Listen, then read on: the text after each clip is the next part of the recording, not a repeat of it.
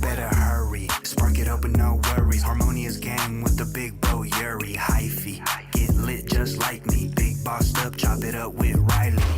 You better come with it and kick rocks, cause you now tuned in to 10 Talks. Now let's get lifted and take a shot. You are now tuned in to 10 Talks.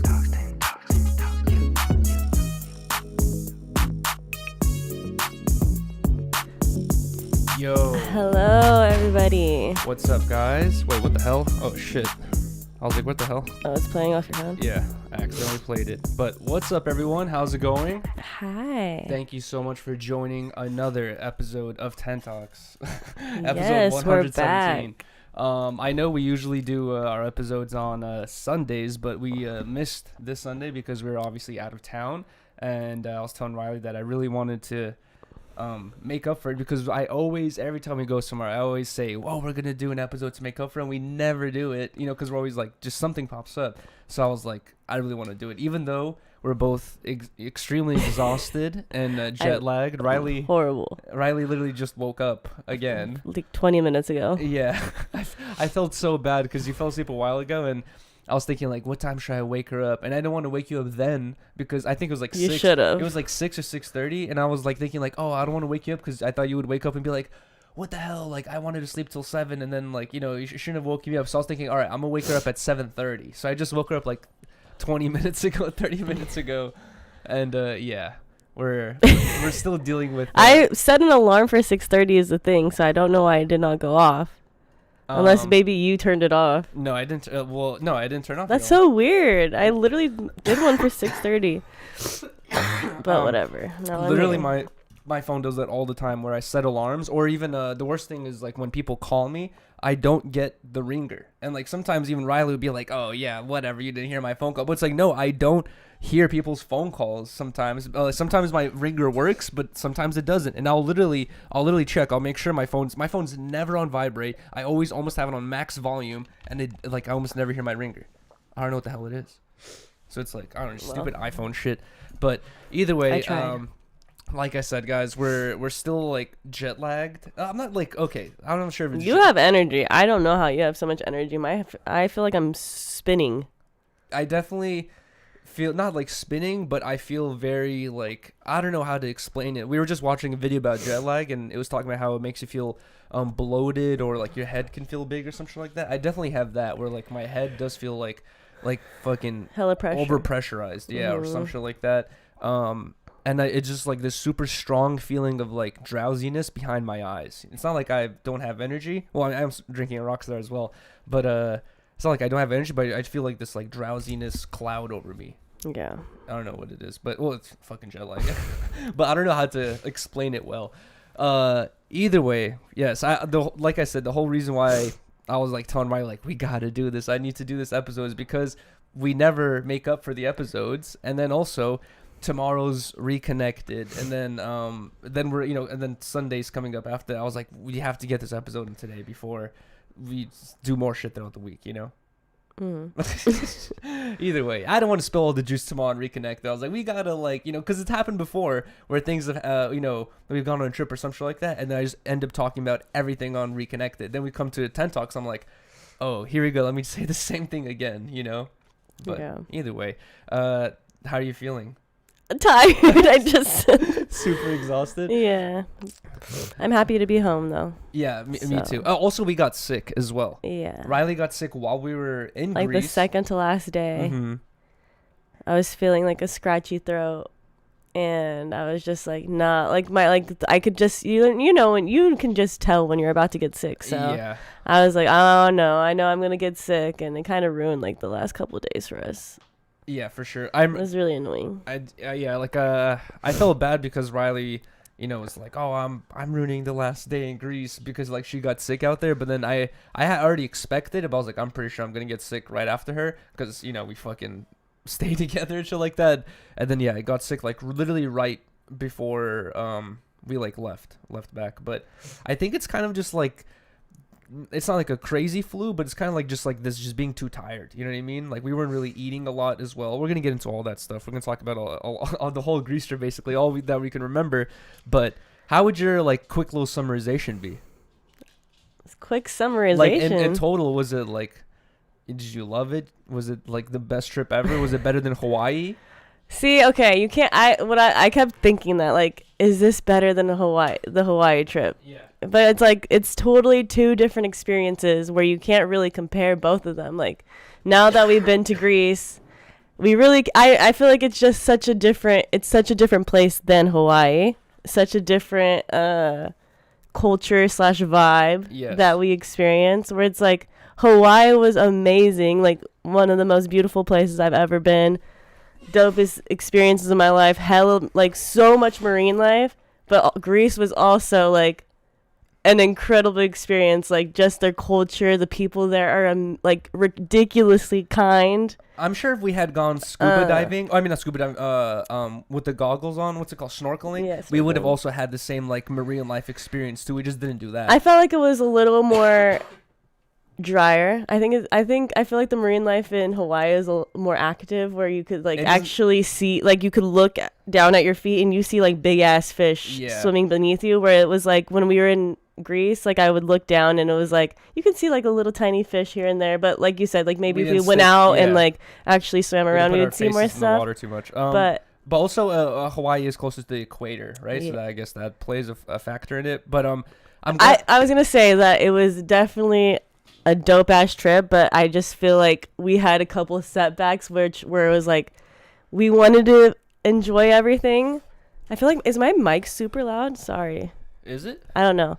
But it was just like in the beginning of the trip, Yuriy wasn't really feeling good because his like back and like his body pains were like bothering him. And then towards the end of the trip, I got sick, where it was just like, this is like such a dope ass place, and like we pushed through and we had a good time. Like we weren't complaining or like like we were irritable. Like we just wanted to have a good time. So it's like we pushed through to enjoy it. But I was just like, damn, I wish we didn't feel like so shitty that exactly like Ali was saying. Ali was like, oh, your whole trip is just like fucked, basically. A shit show. But it was all like, this shit. No, she's screaming at us. It is a little, but it's valid. Sorry, just, put a little bit further. Okay, I'm gonna try to put it a little further. I could hear it kind of be a little scuffy. You know, I was gonna say though, the main difference I would say, if we're comparing our Greece trip to our Hawaii trip, is in Hawaii, I feel like all the people out there. Oh my, I don't know why it's doing that, dude. I don't even have the thing here. Okay, they can't hear that anymore. But either way, the main difference I noticed between Greece and Hawaii is like the people of Hawaii have dealt with tourists for such a long time that they treat tourists like they're people of Hawaii very nice. I don't want people to get what I'm saying twisted, but they look at tourists almost like, you better not fuck our shit up. You know what I mean? Like, because you've already, hella tourists have come over there, disrespected their land, taken rocks home, and like did all this fucked up shit. And the Hawaiians really treat their land sacredly, and like they treat tourists like, yo, like have a good time, but don't fuck our shit up. Whereas in Greece, or at least the island we went to, I feel like they don't have as many tourists, and they were like, way more, I guess, like kind of just like, oh, like, please come here, like experience all of our stuff, like go for it. It felt like that. Beans, hallway, go. Sorry. But yeah, I feel like that was like the main difference. Wait, hold on. Can you also keep really going on about your thing? Sorry, now I'm getting distracted, yo. Sorry. Beans, come here. But no, it was a really cool trip. It felt like so long because we had just gotten back from Vegas. Yes. Yuriy had dealt with all the health issues in between, so it was like that whole time we were like trying to figure out what was wrong with Yuriy. And then before you know it, we had to go on that plane. Exactly. And we were gone for a week, so it felt like we were been gone for like such a long time. So. And like we were just talking about this, where as soon as we came back from Vegas, I was dealing with all this crazy back pain and all this shit, where I couldn't even stream for 3 or 4 days, and then we immediately go on this trip where it just felt like a bunch of shit like back to back to back. But either way, just to get into it finally. First off, guys, I'm editing the vlog right now. And it's looking good so far. Yes, I filmed a bunch. Like I posted on Instagram while I was out there as much as I could, but I had to buy like an international plan for my phone, and it came with a very limited amount of data. And I wanted to stream out there and also, just be able to use my phone. So I wasn't on my phone too much, but I did try to post like some key moments that I thought were really interesting. And also I took a hell of photos, and I posted all the photos on Instagram. Instagram, guys, go ahead and take a look if you haven't already. Of the first set is like mostly of Riley and I, then the second set is like my fit pics and like random shit that I saw. But yeah, I'm editing this vlog right now, and I filmed a ton. Like, I basically filmed everything. You know what I mean? Other than us like waking up in the morning and even that, like I was filming our breakfast and all that. Like I basically filmed everything for the vlog. So we have a pretty lengthy vlog coming out. And not only that, I already said this, but a huge shout out to Trap Larosse for housing us and, you know, letting us stay with him and everything, and being he had the craziest. We'll get into it. Yeah, he has the craziest hospitality, all that stuff. But a part of the vlog I realized is basically like a behind the scenes look at his studio, which I haven't. I asked him. He said he really hasn't filmed half of his room. He's like, people have only seen one half, so this is like the first, I guess, like behind the scenes look at more of his studio. You know, so I was like, that could be its own little video as well. That'll be really interesting. But either way, what time do we leave for Greece? I forgot. So our flight left at 8:55, I believe. Yeah, our flight left PM.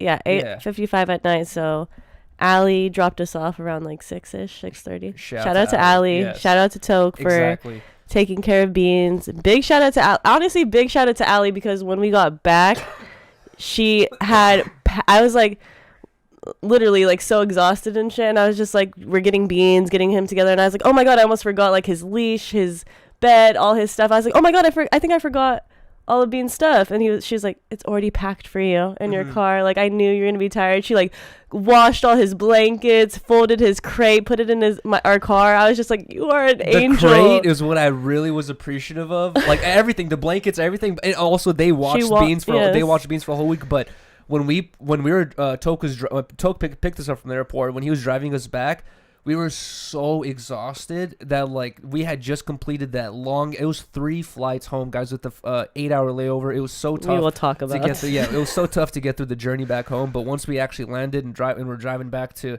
Toke and Allie's house because our car and Beans were there, I was just thinking like, bro, we were so exhausted, so tired. I was thinking, I can't wait to drive back home from Toke and Allie's, which is gonna take us like an hour, yes, and then finally just lay down and go to sleep. Putting that crate away, I was not looking forward to that. I was like, bro, I have to unfold this crate. That shit, you gotta put so much force into it to get it to fucking unclick. So I'm so glad she did that for us, and it was already in the car. Best. I was like, bro, that was clutch. Yeah. But either way, yeah. So we left to Greece, and not to Greece. So first we went to London. That was like a 9 or 10 hour flight. Yeah. So we left LA at 9.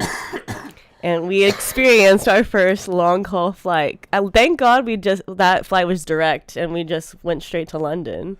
No, 100%. And dude, I remember I've talked about how I've been to Russia twice, right? Once when I was a super little kid, like I don't know, like 6 or some shit, and then once when I was like 12, and I have no memory of the plane flight at all. And I'm always thinking like, damn, I can't imagine how I got through that. And I think our flight was like 12 hours or even longer, right? And I was just thinking for this 9-hour flight, I was like, bro, you know, I could only play Zelda for so long. Like, I can't really play Zelda for 9 hours straight. Maybe I could have if situations were better. I'll talk about it. But I was really thinking, like, what are we going to do? And that shit really feels like an eternity. I'm not going to lie. It was horrible. I'm not going to lie. I stood up and went to that bathroom like 50 times to stretch. Because number one is, bro, we sat down. The first like 20-30 minutes of the flight, we're chilling. Literally, out of the 9-hour flight, the first 20-30 minutes we're chilling. I'm like playing my Zelda. Like, this is not gonna be bad. Yeah, kicking it. They're giving us free drinks. They're giving us free drinks galore. I was getting my credit card out. I was like to get a little plane drink, and they're like, it's just free. I was just like, no way. It was like for a 9-hour flight, it's unlimited. It was like Vegas all over again. And then I'm just chilling, having my drink, playing Zelda, and then, dude, the guy in front of me just leans his seat all the way back. I didn't even know, like, the plane seats can go that far back. He went all the way back where his, like, shit's, like, this to my face, and I'm, like, squished like this trying to play Zelda, and I was like... It was so bad. I was like, bro... He was the only one in the row that was leaned back. Like, that far back. I saw other people who could put a little bit back, and he was going all the way, and it was this old man, and I was just like, dude, I'm not gonna like be like, yo man, can you move your seat up? So I was just thinking like I'm gonna like give him the subtle hints, Which you should have just done. I know. Instead of being a little petty brat. Oh my god, I wanted to be a petty brat. I was like, He was a dick. I was like, babe, I'm just gonna fucking kick his chair endlessly until he gets very the point. mature. And basically every time I had to make a move, I just went like with my knees. I would just like be hitting his shit. Pause. And then this old ass dude at one point like turns around, and then we all have these monitors on our seats and they're touchscreen, and this old man turns around. He's like, the monitor's touchscreen, right? And I'm like, I forgot what I said to him, but I still like had like some smart aleck response. But he did not move his seat forward, and he just kept it there basically for the entire flight. And I was like, bro, my back started to hurt. I couldn't play Zelda. That shit was uncomfortable. I was like, bro, what the fuck do I do? Not only that, but our other plane food was way better, but like our first plane ride food was like so bad. I was like, one of the things was like eggs and bacon, and it wasn't even you bacon. got British breakfast. It was a sausage, and I was like, where's the bacon? I was like, it's not fucking bacon, bro. It was fucking trash. Also, we took British Airways, and it was I've never taken anything really, but I've only taken Southwest, Spirit. And I think we took American Airlines and Hawaiian. So, like, all American airline companies. So, this was, like, our first international flight. Yeah. And it was a trip to have all of our flight attendants be British. Like, they all had an English accent. It was so crazy. That was definitely interesting, and almost all the not just the employees but the attendees, like people, the flight attendants. You mean the people on the plane? Like patrons. I'm sorry, a lot of them had like accents as well, and they were going back home. It was already like feeling like we're stepping into a new world, and as soon as we landed in London, we were walking around like. I'm sorry, British people. I'm using this as a comparison, but Riley said it, and I completely agree. It's like it felt like we were in Harry Potter. Like we were walking around, everyone's just like, "Oh, good day." Like, and I was just like, "Damn!" Like it's so like maybe I was still stoned, but it felt so weird to be in a world where everyone has an accent. And I was like, "Damn!" That was my first actual experience like that. Like I've never been to London before. You know what I mean? So that was my first experience. Me either. Seeing a bunch of people like being surrounded by a different accent, and I'm the person with the strange accent. I was like, exactly. It was a strange experience. Yeah, it was pretty crazy. But the whole time I really just tried to sleep, was super uncomfortable, but you know what, we got there. And even before, Trapler Ross's girlfriend Hope, shout out Hope, she messaged me. Well, I had posted like on Instagram like advice for like long haul flights, blah blah blah, and everybody's like, it's gonna be fine, like you're gonna be fine, it's gonna like it goes by fast, yada. I'm just like, no, like I know in my head like it's not gonna be that easy. And she messaged me and she's like, honestly, she sent me the most honest message. She's like, it's not going to be comfortable, but you're going to get there, blah, blah, blah. And I was like, oh, shit. I was like, thank God you were, like, honest with me because I actually prepared for that, you know? You knew it was going to be trash. She was the most real one. But so we got there, and we were, like, I was, like, so confused on their airport and how it worked and where to go. Like, it was so big where you needed to take a train. Oh, yeah. The airport is insane. And also like I noticed this thing where like I guess I don't know, like I was talking to Trapler Ross about it, where I feel like in America out here there's this like certain level of like all customer service people like expect other people to be a little, I guess, like dumb, you know what I mean? Not dumb, but like you'd expect the usual American customer to be a little bit like, oh, how do you do this, what's going on, you know, like, hello, can you help me? Whereas out there everyone's really nice, but they have this certain level of intelligence expectancy, right, where like if you ask them a stupid question, they're gonna be like, Stroll's right there, mate. You know what I mean? Like shit like that, So I realized that real quick that they don't have that same sympathy, or not sympathy, but like patience that I feel like American customer service people do. Right. So we walk out and we finally find like the arrivals area or whatever. And I see them. They're holding up a sign that says Yuriy and Riley. I was like, oh, that's so adorable. I know. I wish I had vlogged that, but yeah, Trapler Ross and Hope were literally standing there at the airport with a sign with our names on it. I was like, yeah. I had just like survived the worst trip of my life, so I'm just like, just like in a terrible mood. We were both like fuck. Like I felt bad because I was like, we're literally just gonna want to go to sleep. We're not gonna want to do anything. But yeah, like I was just in a terrible fucking weird cloudy mood, and then Riley's like, she's like, oh my god. I turn around, I see them, and then that instantly just like I was like, oh, this is so sick. As soon as like we saw them and started talking to them, like our energy like picked up, and like we literally, I didn't feel tired anymore. Like we like kicked it that night, right? Yeah, we stayed up like for a long time. I'm not sure if it was that night or the next night, but we had watched the documentary. Oh, because I've always been a fan of Louis Theroux. I'm not sure how you like say. I think that's how you say it, but he's like a British documentarian, and he makes crazy, really good documentaries where he like.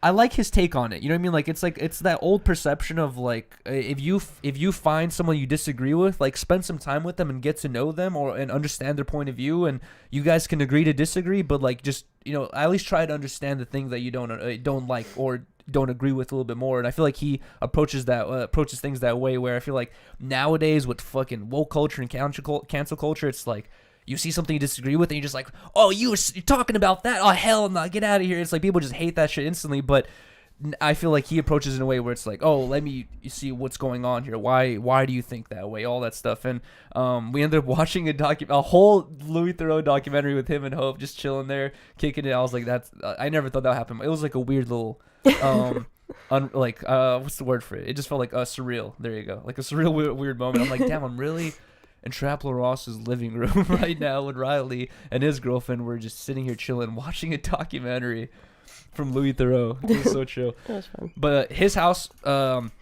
super nice. His room that we got to see with the studio, super sick. I'm super jealous of like his whole setup. Like I thought like we had a pretty chill setup. I was like, bro, other than the wire management, sorry, Trapler Ross, but it was like a really legit ass fire studio. And like I said, I'm excited to show you guys in the videos. Yeah, it was dope. And honestly, like Yuri was saying, well, I don't know if you said it on the stream yet, but Yuri wants to go back just to like chill in London and stuff to like check it out, because it was such like, we didn't get to spend a lot of time, but yeah, like just driving through and like seeing everything, like even from the plane point of view, like the bird's eye view, you look down and everything's just green, perfectly manicured, and like it just looks like a almost like not real place. London. I was telling Toke this too. I was like, bro, the fact that I only got to spend 24 hours there, and out of the 24 we slept for 8, and like we got to had to chill and like rest for a second. But I was like, bro, I want to go back to London and spend like a week out there and try to stream and shit like that, get the whole London experience, see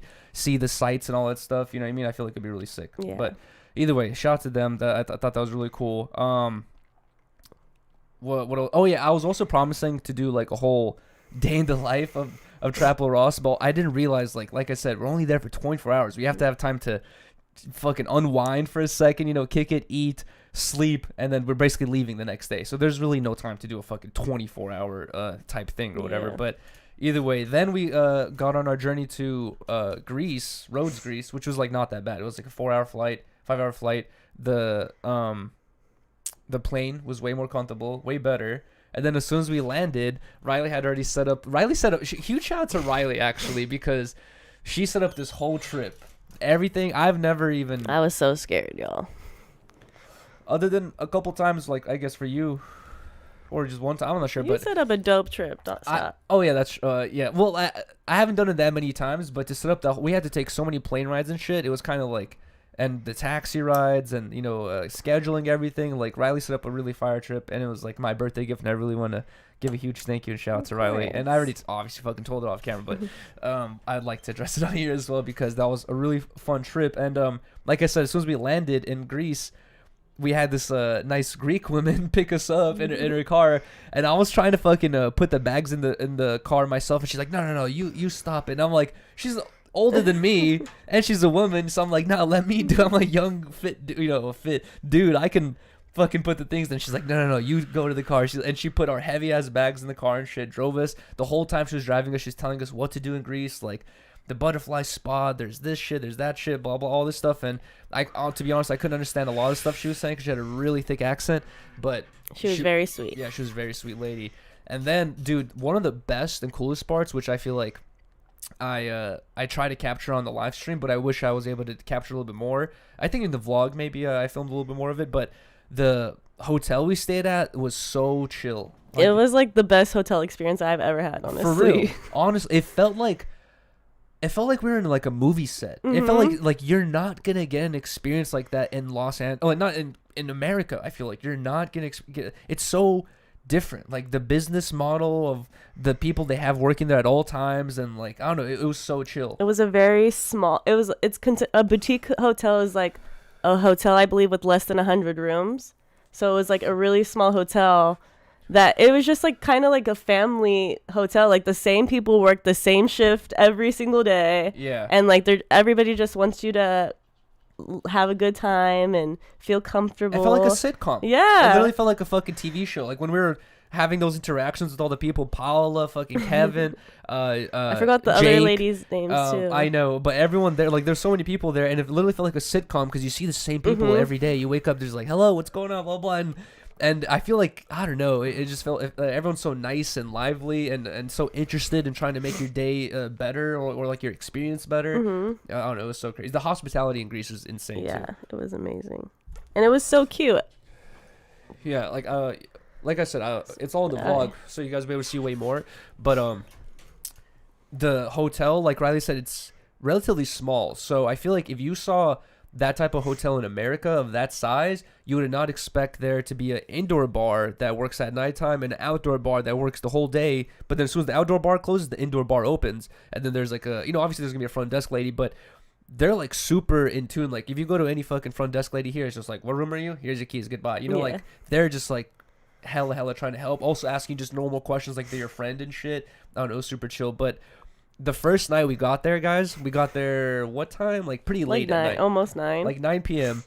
We land, like I said, the lady takes us to the thing, and as soon as we were walking into the hotel, we realized there's a bar, and we saw a couple patrons there already chilling. We see the bartender.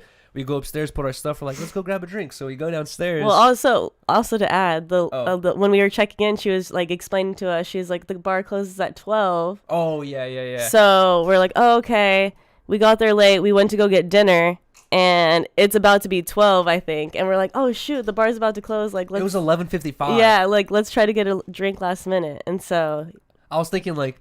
I was thinking like there's no way they're gonna make us a drink. Like it's 5 minutes before closing. And I was telling Riley maybe we can just ask them for some quick shots or something like that. So we go up to the bar and we're just like, we're talking, or Kevin introduces himself to us, and we're like, oh, we're glad we caught the bar in time. And he's like, why does everybody keep saying like the bar closes at 12? This is where it felt like a sitcom already. He was like, it closes at 2, and we're like, what? Hell yeah! And he's like, you guys are like the second or third people that come up here saying it closes at 12. He's like, I just had 2 other customers leave because they said that they're like, oh, gotta leave here before it closes. He's like, what do you mean it closes? He's like, it closes in 2 hours, but. Apparently there was like miscommunication between the front desk lady and him, and he's just like, what the fuck, dude? Why does she keep telling everybody? Yeah, he's like, that? why does she keep telling everyone it closes at 12? Either way, James, it's not James, sorry. Kevin, super cool dude, but then we're like having a couple drinks, talking with them. I was asking him all these questions, and I was like just asking him normal questions about, apparently, he had a British accent. And even though we're in Greece, so I was like, yo, like, where are you from? And he actually is from England as well. I forgot what part, but he's from England as well. And he was saying how he has lived there for 20 years now, and he's been bartending that whole time. Well, he lived on another island for 5 and there for 15 or something, but he's been in Greece for a total of 20 years. And he's like, I love it out here. It's amazing. And I was just asking him, like, like questions about the area. And one thing Riley and I noticed as we were walking around and driving around is like there's a lot of just abandoned buildings, you know what I mean? And like not just buildings, but just like cement structures. It looks like they were like halfway built and just abandoned, or maybe even just torn apart for parts or some shit like that. It'll just look kind of almost, it was like kind of sketch, crazy, yeah, like sketch. And I asked him, I was like, yo, he's like, how's the crime out here? Because Riley and I were walking around, we thought it was like getting a little sus, and he was like he's like, there's no crime out here. He's like, that doesn't happen. He's like, you might hear of, some random little kids like trying to fuck around doing some stupid shit, but he's like, there's no one gets mugged out here, no one's stealing shit. Yeah. He's like, you can leave your stuff out and all that shit. Even my dad, when we're gonna get to it, but when we got a moped and shit, my dad was like, I was on the phone with him. He's like, Yuri, like, where are you locking up the moped? Are you taking it inside the hotel? And like, can you lock it up with the chain? I'm like, I was like, you don't have to do that out here. I was like, they don't. I was like, the moped steering wheel locks to the left, and he started laughing. He's like, you know, how easy it is to pick it up and roll it away. And I'm like, dude, they're not gonna do that out. He like really is like scared. used to like, you know, Russian and American culture at this Yeah. point where someone's gonna steal your shit if you leave it out. And I was like, it's not gonna happen. But you know what? I forgot to say is before we even went to the bar, we went to go get food real quick, and the whole time Riley and I were going, before we were going, we were watching videos about Greece and what to do out there or the island we were going to. And the one recurring thing we saw a lot of people talk about is the cuisine. They were just like, Greek food is so good, all that shit. And we're gonna get into that more, but we made a promise to each other. We're like, we're gonna be experimental with our food. We're gonna actually, even if it's something we normally would not get, you know, out here, we're gonna get it just because it's Greek food, and we're gonna get a taste of the culture. But the first night we were there, we're like, we're gonna do just American food for tonight, like pasta and a hamburger. It played easy, but dude, the first hamburger I got was like so bad, and like that's And my pasta tasted weird. that, and we did not go back to that restaurant. And Yeah. We're I not think gonna- it was just the restaurant. yeah, I think it was the restaurant because every other place we went to was pretty decent. But that first place, the hamburger was so trash, and I was like literally telling Riley, I was like, I wonder if they even like tried this before they handed it to customers. I felt like the Greek people were like, That's so mean. oh, we should make a hamburger because Americans are probably gonna want a hamburger, but the hamburger was just completely unseasoned. I don't know what the fuck they did with it. It was so bad. Yeah, I think it was just not that great of a restaurant, to be honest. One funny thing is like here in LA is every time you see a green cross somewhere, especially in front of storefronts, your mind is immediately like, oh, it's a weed shop or whatever it is, right? Because you see a green cross, that's kind of what's associated with out here. Driving around Greece, there's hella green crosses in front of stores, and I already kind of knew this type of thing happened where in Russian culture or in Russia, they have the same green crosses in front of stores, but they're for pharmacies, they're aptekas, and I kind of assumed the same thing already. I was like, oh, these green crosses are probably just for like pharmacies as well, but I was like, fuck it. While we were waiting for our hamburger, there was literally a green cross place right next to where Riley and I were. So I was like, I'm gonna go walk over there and check it out. I've vlogged it as well, but it was literally just a pharmacy, and and it was like kind of like such a like blue ball moment where I was like, bro, there's these green crosses everywhere, but they do not sell weed at all. The beginning of Yuri's withdrawals. Oh my god. Okay, we'll get into that as well. That whole conversation. But either way, back to the bar. This is where it gets interesting, right? Oh, yes. Still, even though I'm not sure how things ended with Jake, huge shout to Jake because he was really cool. He was funny. Yeah, he was a very funny, cool guy, and I'm not gonna put his life story out there, but, like over why what he was doing in Greece, but it was very like heartwarming. Wait, and, you didn't even say how we met him yet. I'll get into that. Yeah. But I was just gonna say like he has a very heartwarming, Yes. like cool story. Not cool, but like it's a heartwarming story about his trip and everything like that. And I really felt for him. But we're just chilling at the bar talking with No, Kevin. we come down. No, yeah, we went back to the room and we went into the hot tub or whatever, and then we Oh. come back down to take more drinks. Oh, I forgot about Remember? that. No. And yeah, so we come back from dinner, we get a drink, and then we go back upstairs to go to the hot tub because we got a little hot tub on our balcony thing. That hot tub was fire. And after we're like, okay, let's take like one more shot before we go to sleep or whatever. Mhm. And so we go back downstairs, and I'm wearing my Curating Our Culture shirt from Vashti. Shout out Vashti. Shout out to Vashti. And all of a sudden, this guy goes, Curating Our Culture. I was like, oh, fuck. Like, this is just some random drunk ass guy. I was just like, That was the first thing he said. He like I was just like, yep. And then we just sat down on the other side of the bar. yeah, we sat like all the way far away from him because it was like I was like, what did he mean by that? I was just like, oh Lord, like he's just faded as fuck. But then yeah, so we just took a couple shots and we're just chilling. And he was like chilling with this like other group of people, and then they end up leaving, and we just started talking to him. I forgot how the conversation started, but we just started talking to him, and it was like me, Jake, Riley, and Kevin were just all like just talking. It's so, bro, this is the hotel lobby, and it was just such a cool vibe. I was like, damn, bro, like I would want to come here all the time, you know what I mean, if it wasn't fucking so far away, but like it was such a cool vibe. And then Jake, bro, he ends up just also number one, guys. Shots out here. Whenever you go anywhere to buy shots, let's be fair. It's an average of $10. Anywhere you go, a bar, even a cheap bar, there'll be $10. Maybe you go for happy hour, and it'll be like $5 a shot, or maybe cheaper, but it's usually $10 a shot, bro. In out there, it was €3 a shot, which is like, I don't know, about $4, like a little bit less than $4 a shot. And I was like, that shit got dangerous. It got dangerous real fast. It's so easy to buy hella shots. But this fool ended up just like, he's like, yo, you guys want a shot? You guys want a shot? And he kept buying us shots. He bought us hella shots.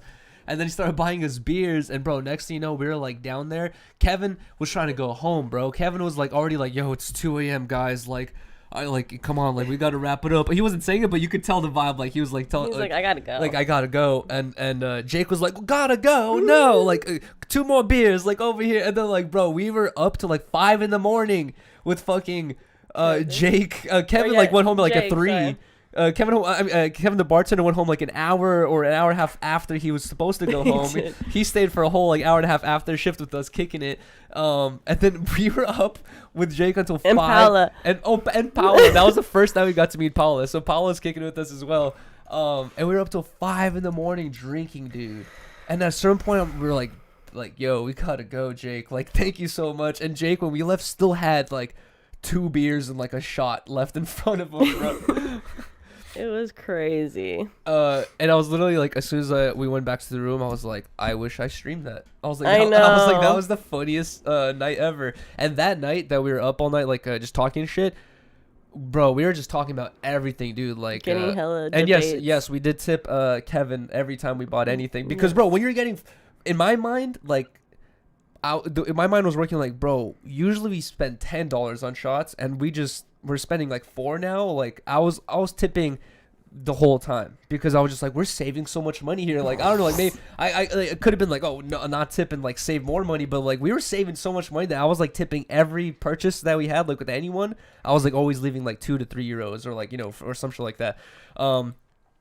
But what the fuck? I forgot what else. Oh yeah, the whole night we were up talking with Jake. We are just talking about American culture, European culture, the Queen. He went to the Queen's funeral and he was showing us pictures. Yeah, he said he went to the Queen's funeral, showing us pictures, and he was getting a little offended, I think, about my like how I was saying like, you know, she's an evil woman, all this stuff. He's like, I could tell he was not really happy with it, I think. And we're talking very loud, and the whole time Paula's like, come on guys, like please keep it down.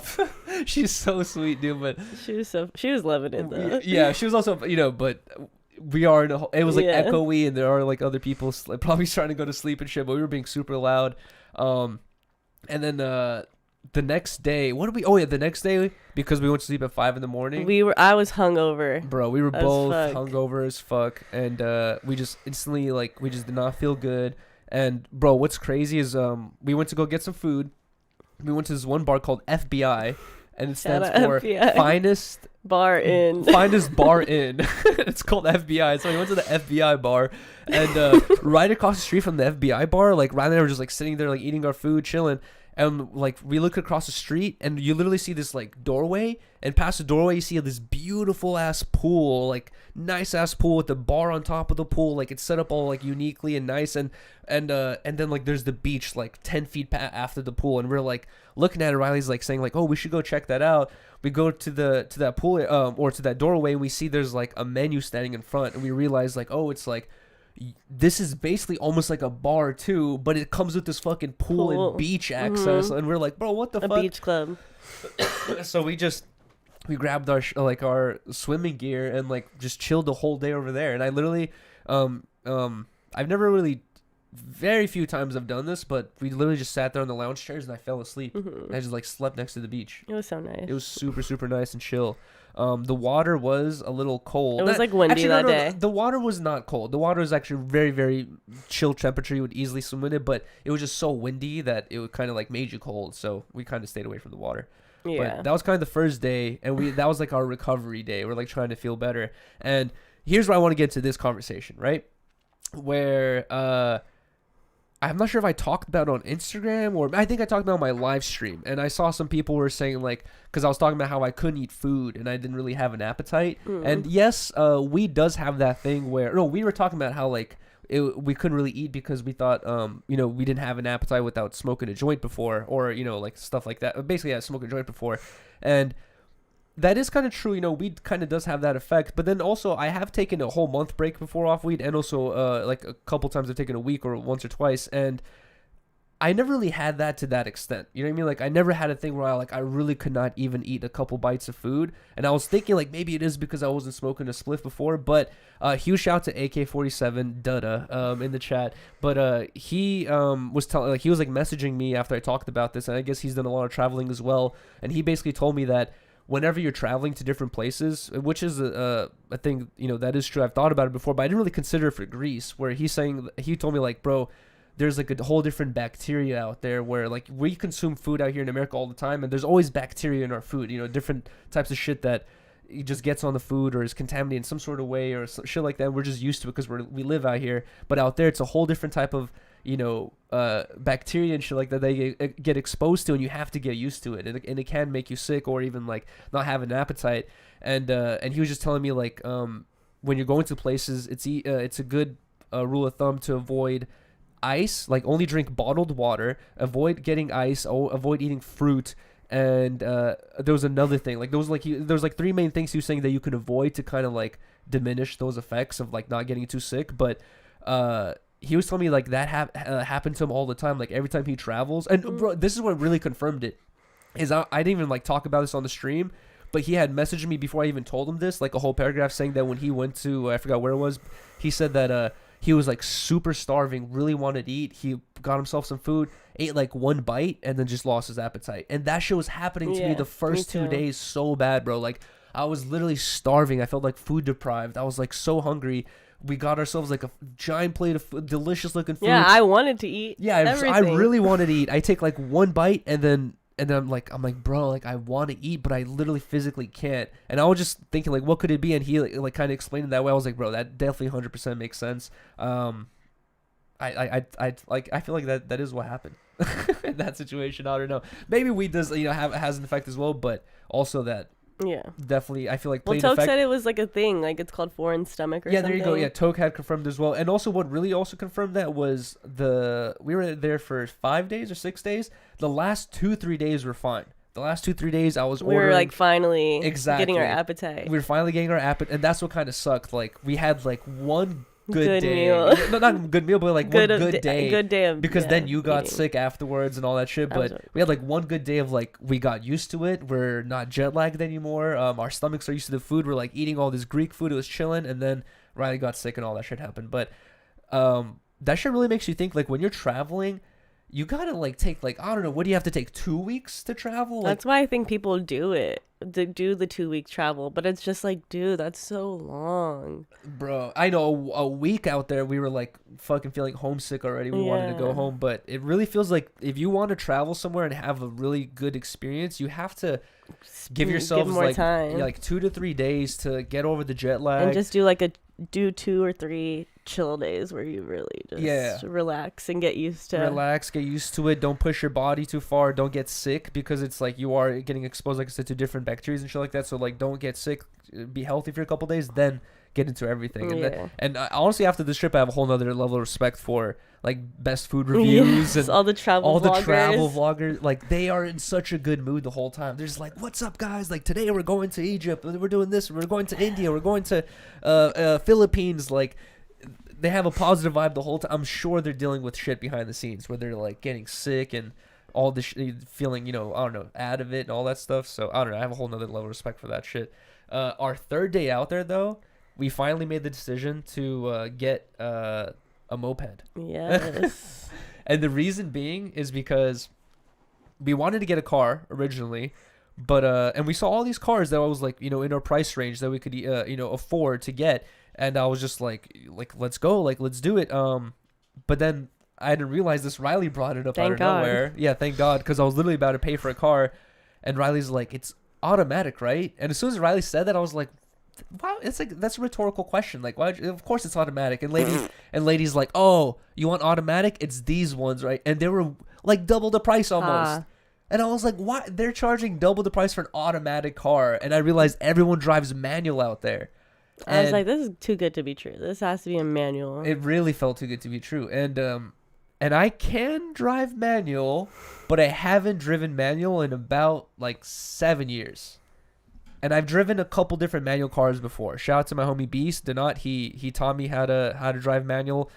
I've driven BMW E36. I've driven a GTI. I've manual. Okay. I've we get a it. Subaru. I've driven a couple manual cars. And I've done a good job at it. But I haven't done it in so long that when we're out there, I was telling Riley, I was like on the flat road, like we're chilling, we're good. But if we wanted to go adventuring and go to other parts of the island, I was like, as soon as we run into a steep hill, I'm gonna get hella nervous. Right. And I was like, I do not want to get nervous. I do not want to get in a car crash out here. So I was like, yeah, I'm not gonna even risk that. So I was like, let's go for the moped. But also the moped was fun. It was super worth it. Yeah, I think so too. I think so because it's just an island. It's just a small island, so it's like. Mm-hmm.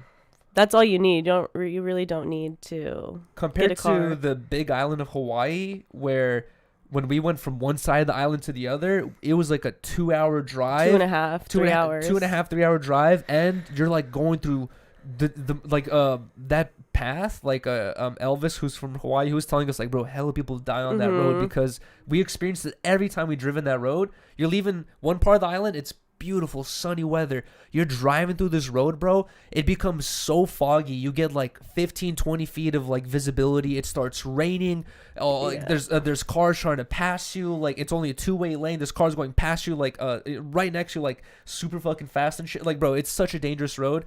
And I was kind of thinking like, because at one point we went from one side of the island to the other, I was like, if we're going to do that on a moped, like, I'm not ready for that. But I realized how small that island is by how easy we're able to cross on a fucking moped from one place to another. But what did we do the first day we got the moped? We went to Old Town. Oh, yes. We went to Old Town. And, sorry, guys. Those photos that I posted today on Instagram, a lot of those photos were taken at Old Town, and that was like my favorite part, honestly. The castle and Old Town were like my favorite parts for sure. And you probably knew that because you're like saying, I'm like into the old history and shit, like the old architecture. But Old Town is just basically, how old is it? Like 2,000? I think they said 2,600 years old. It's all these like, I don't know, like basically the type of blocks you could imagine the pyramids of Egypt being made out of. All their walls and the whole structure is made out of it. There's a whole castle, and surrounding the castle was just a bunch of basically, I guess, like houses, but they're also turned into shops and shit, all made out of the same stone walls. They're like 2,000 years old or something like that. And it's such a weird little mix of, if you saw that, I feel like out here or maybe in other historical sites, they would not let you even touch it. You can do a tour and walk through it, but you're not allowed to live in it. You're not allowed to open up a bar inside of it. There's like, we went to a 16th century bar. That was in Lindos, though. That was in Lindos, but that's just an example of like the weird. No, it's like not weird, but like it is kind of strange, the mix of current culture where you can step into a bar, and I can't wait to post that part of the vlog because I haven't even talked about it. But we went to a bar where let's keep it in order. Oh yeah, sorry, but anyways, the shit was interesting because as you're walking around, it's all these like stores, souvenir shops, bars, all that stuff, and it's literally inside this fucking little a house was made 2,000 years ago, but they just fucking put some new furniture inside of it. But they don't really fuck it up. I don't see them like screwing shit into the walls. I feel like they just like decorate they preserve it. It's like they say that this island is like one of the best preserved medieval cities in the world. So, and when we got there, we could obviously tell like everything is very much intact. It was so trippy, dude. You literally, like, as you're walking around, it feels like you're in Game of Thrones. I kept saying it because like or Hogwarts or something like that. There's like this part of the Old Town, it's called the Street of the Knights or whatever, and everything feels like it's like a maze of just different the roads ways. the roads are just big enough or like it's like alleys basically. Yeah, alleys. The alleys in these like that section or little town Riley's talking about is just big enough for like a Fiat, like a small Fiat to squeeze through. You know what I mean? Like it's not even made for current cars. It's like it's very interesting. Sorry guys, I keep having to cough because we're still getting over this cold. What else was I gonna say? Oh yeah, it's also gets like a little trippy where you're walking around and then you see laundry hanging, and then you see grandmas hanging out outside their house that their whole fucking ancestry has been living in for the past like who knows how long, and they're still living there, and the fucking grandma's like drying her clothes right next to a tourist destination, right next to the Greek food store. It was so weird and cool. Yeah, it was really cool. And okay, sorry, go. I was gonna say the cats. There's cats everywhere. That's very true. We thought Hawaii had a lot of cats. There's literally fucking cats everywhere. Just swarming you. And I asked because we have a couple outdoor cats here in around our apartment building, and recently at night they like fucking have been meowing like crazy. You guys think Lola like does the horny meows like crazy? We have these outdoor cats that like at night are just fucking meowing so insanely loud, and I'm thinking like at a certain point like the neighbors are gonna get pissed. Like I guess it's kind of annoying me, but I don't really care that much. But it's so ridiculously loud. I'm thinking like, imagine the meows they experience out there of all those horny ass cats. And I asked some lady, I was like, what do you guys think about all the cats out here? Because we went to a restaurant, and as we're eating at the restaurant, there's like cats going under our chairs and shit, and the waiter's like telling us like, oh, do you mind the cats? And we're like, no, it's fine, like the cat's cool. And I was like asking her like, how do you guys feel about the cats? And she's like, we love them, like we take care of them. It's like a very interesting relationship. They vaccinate them, I guess. Yeah, she said that we take them off the street and vaccinate them, probably chip them or something. But what were you gonna say? If you want to cut you off. I don't even remember. God damn it! Oh. Anyways, that was our second day. Yeah, we got some traditional Greek food that day. Oh, that was the photo I posted at the end of the reel. What'd you think of the food?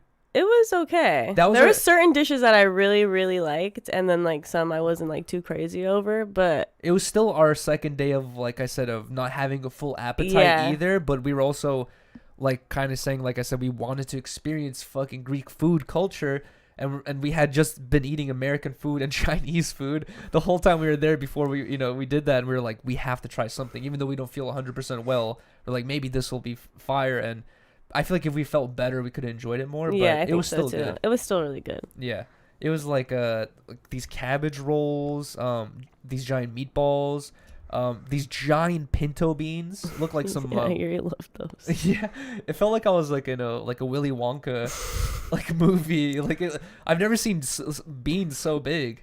Really? I swear. I thought, my God, I thought beans only came in this size. Like the beans I was eating were like this large. I was like, what? I was tripping out on it. And we also went to this like old clock tower where we got to like. Oh, was that that day? Yeah, that was that day.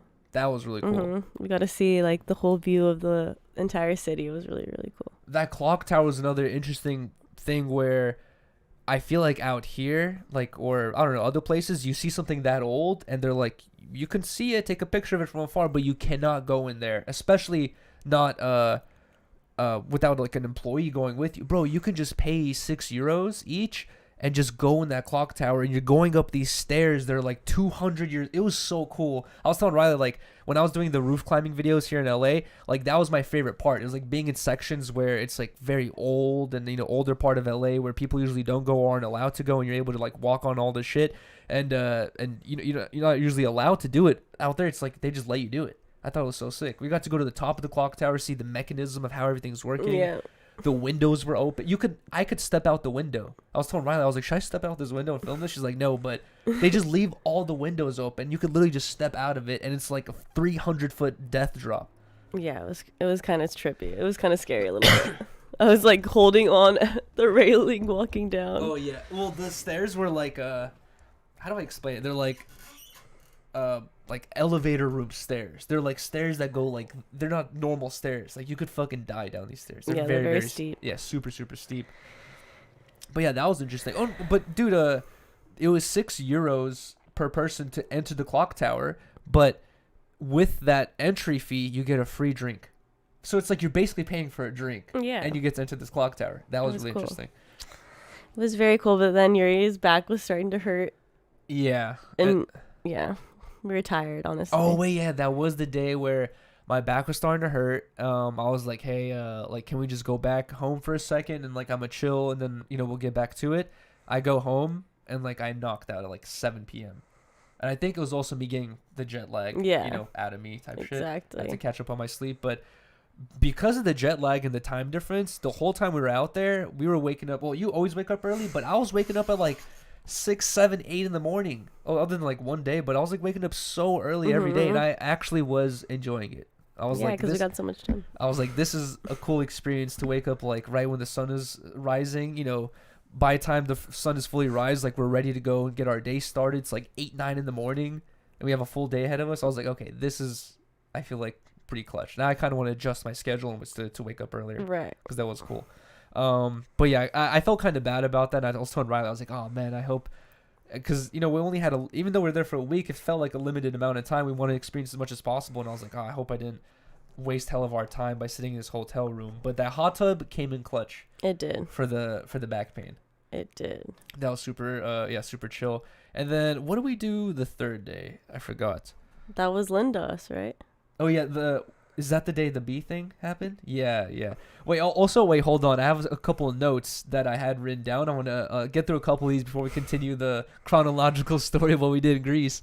But one thing I noticed, let me know if there's any Greek people in the chat. One thing I noticed about Greece, or at least the section we went to, the island, they don't know what ranch is. Oh yeah, that was crazy. And Riley and I both love ranch. Like, we can eat ranch with fries, with onion rings, with, I don't know what else. Chicken strips. Like, you can eat ranch with a lot of stuff. It's kind of necessary, I feel like, sometimes, especially with onion rings. And we went to a couple restaurants, and they don't have ranch. And at one point, we went to the FBI restaurant, and I saw they had onion rings. And in my mind, I'm like, oh, onion rings equals ranch. There's no way you can have onion rings without ranch. And the lady came over. I was like, hey, the onion rings come with ranch, right? And she's like, huh? What? And I was like, ranch, like the dipping sauce. She's like, ranch, like she was like, never heard that word before. I was like, bro, no way, like they don't even know what ranch is. Yeah, that was really crazy. Let me know if I'm wrong, if there's any Greek people here, but the whole time we didn't meet a person who even knew what the word was. Yeah, I got chicken strips and I was like, do you guys have ranch? And he's like, we have ketchup and we have mayonnaise. I was like, oh, okay. Sounds cool. Thanks. Chicken strips, another thing you'd kind of expect there to be ranch with. Well, they don't flow like that. They don't roll like that. They have tzatziki sauce. They have tzatziki. Which I do fuck with. No, you did not. You did not like it.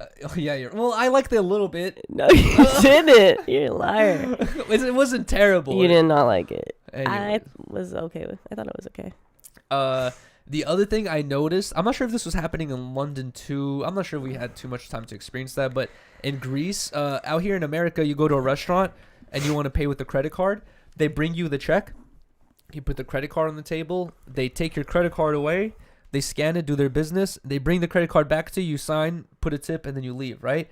Out there in Greece, every single restaurant, I was getting weird looks for doing this, for putting my card on the table, and they were like, oh, no, like, here, just come with me. They're like, oh, you're paying with card, come with me. Every time, they don't take your card. They didn't want to, like, touch it. And I remember, I forgot where we were. One of the dudes, he was, like, super, like I said, all the people out there were super, super chill and shit like that, and they were, like, hella invested. One of the guys was, like, asking hella questions, and I asked him, I'm like, yo, you guys don't do it out here where you just take the card? He's like, it's your card. He's like, no, why would we do that? He's like, you scan it yourself. And out there, if you pay by card, if you're at a sit-down restaurant, you have to walk up to the front and scan your card. They will not take it from you.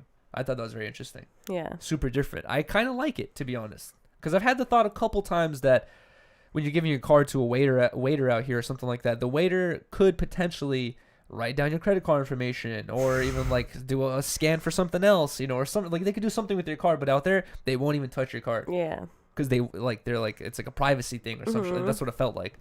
I thought that was interesting. That was definitely different.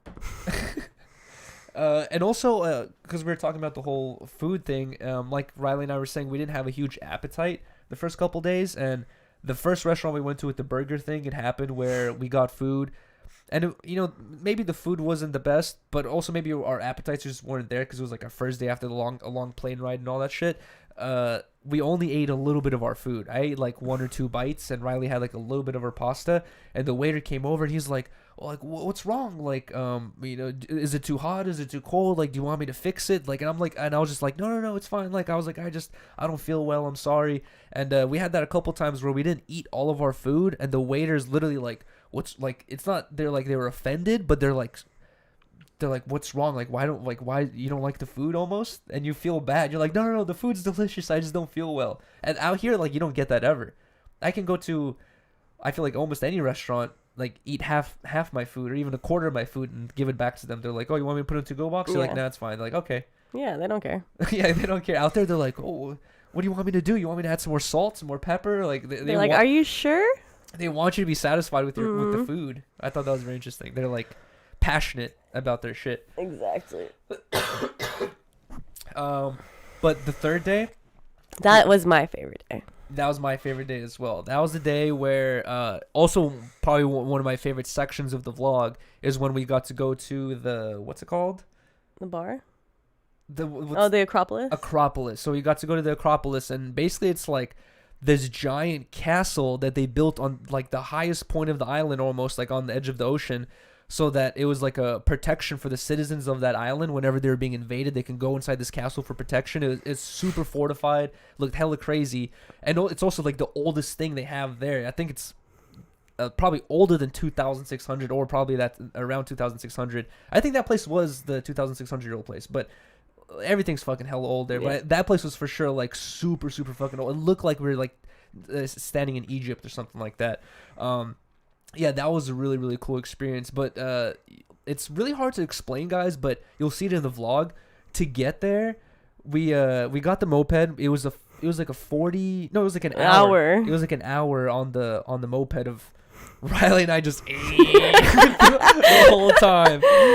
And oh my god. We were already noticing it when we were going there, but I was like a fucking holding the thing as fast as I can. We were probably going like 40-50 miles per hour max, and I could just feel little bugs going beep beep. And I was thinking like, I'm so glad I have to wear glasses, because it happened multiple times where I can feel and hear flies or bugs hitting my glasses, and my glasses were acting like windshields for my eyes, and I was like, for the wind and also for the bugs. And then I told Riley, and Riley's like, I could feel bugs hitting my face too.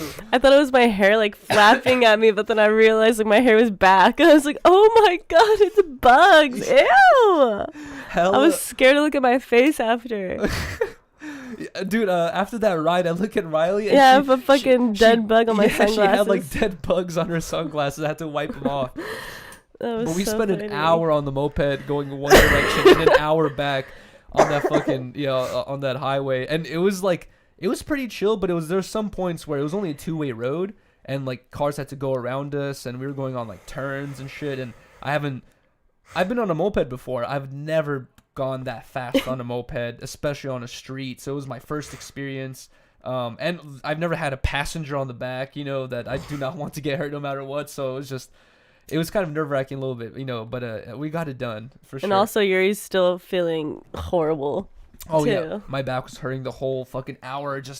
And this is when I started to feel my throat tickle. Yeah. But here's the interesting part that I was saying. It's going to be hard to explain. And you guys will see in the vlog where we got to the location of the Acropolis, right? We park our moped, and we see this one entrance. And the entrance looks like you're entering like a bunch of storefronts, and then you enter it, and it's kind of just like Old Town was, where it's like these very small little narrow alleyways, and each one of them is either someone's house or a bar or like a gift shop, and like just different stores. And it's a maze, bro. None of the streets are like a grid like we have in Los Angeles. They're all just random. Like there'll be just random little cutties everywhere. We got lost multiple times trying to get to the Acropolis.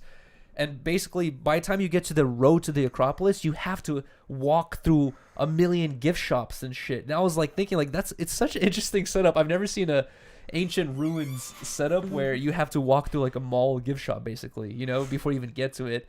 And tourism, baby. Yeah, I know, for real. And that's where I saw the gift that I wanted to get for Toke. Oh yeah, thought of him right away. Yeah, Toke revealed it on his stream earlier today. I heard. That shit was it was yesterday or today? Today. That shit was hilarious. We got Ali and Toke some souvenirs. and we got took a bottle opener in the shape of a penis. And it says Rhodes on it, where we were from. An eyeball on the tip. Yeah. But The anyways, evil eye. we get through this labyrinth of stores and all this shit, and as we're going through all this stuff, Riley notices the 16th century bar, and this is like, Oh yeah, so I actually the day before I was watching YouTube videos to what to do in Lindos because we were going there. And we hadn't really been doing that much research, so I was like, maybe I should like look at a few things. And I saw a video that said and like going into a 16th century bar, and I was like, oh my god, like it looked so beautiful and I'm like so glad so you watched that cool. video. And so when we were going through the maze, I was like, oh, this is the bar. And I told Yuriy, I was like, this bar is like a 16th century bar or whatever. You could easily walk, because like I said said, that like 5 times. you have to walk past so many stores to even get to the road to the Acropolis that you could have, and that was at the end of so much walking. You as a tourist, you'd be a little like, like I'm just trying to get to the road already type shit, right? So we could have easily walked past that if Riley had not watched that video, and I'm so glad she did, because It was called like the Captain's House, or I forgot what it was called, Captain something. immediately the bar front is not made of any type of walls you see out here. Like I said, it's literally made out of like these Egyptian, like it's something you'd imagine the pyramids made out of, like these giant bricks, but these are like stone bricks, and these it's like made out of like this the wall or like the doorway is made out of these stone bricks, and it makes like I don't know, like a fucking what's that called, a cylindrical shape at the end, where they had to stack the stones in a certain way. And not only that, but they did these engravings on the stone that are hella old. It looks like some like, I'm telling you, it looks like some ancient like Egypt, like fucking hieroglyphics. Yeah, I can't even say the word, but it's like hieroglyphics type shit. But it's the storefront, bro. And like we're walking, and I'm like, bro, it feels like we shouldn't even be in here. We're walking on the floor. The floor is original. A lot of stuff is original from the 16th century, even older 14th century, and we got taken to this back area where the dude's like saying like, yo, stare at this, like he's like, look at the ceiling. He's like, the wooden ceiling up here is still original from the 16th century. I was like, bro, that's insane. I felt so lucky and cool to be in there. Or like the experience was cool. Yeah, it was really cool. And the owner was super nice, super cool. Owner was super nice, and immediately I was so curious. I asked him these questions on the vlog. I was like, how does it work to own something like this? Because I feel like with ancient shit like that, as soon as your bloodline dies, it goes to the government. Government, boom, the historical site, you can't touch it. You know what I mean? Like, you got to leave it as be. I was like, the fact that he's able to operate a bar in there, I'm assuming it's like in the family type shit. So I was asking him in the vlog, I was like, how, like, are you the owner? Like, how does it work? And he was basically saying that his wife is the owner. He married her and he works there, and like he was incredible bar host, super nice guy. But he was saying his wife is the owner, and he was saying that in Greek culture, he's like, it's he said it's not even written in law, but it's just in Greek culture, everyone follows the rules, where if you own something, especially a house or like old structure like that, it can only be given to a daughter or a girl in the family. It cannot be given to a guy. And I was like, that's really interesting. And he said that way of life has been going back for a long time, and that's why his wife owns it. And he even said, he's like, we can't even, because I asked him, I was like, what happens if you don't have any children? And he's like, funny you asked that. He's like, I'm kind of dealing with that right now, where he said he has a son and he can't give it to his son. He's like, I have to hope that my son has a daughter, and then I can give it to my son's daughter. I was like, that's crazy. That's a cool, interesting rule, but they follow it out there. And with something from the 16th century, I was like, that's crazy, dude. They got to keep it. Bro, keep it going. Like me describing it is, because I don't have the best vocabulary right now. Weed is really hitting me hard. I'm gonna talk about that once we get to the end of the trip. But,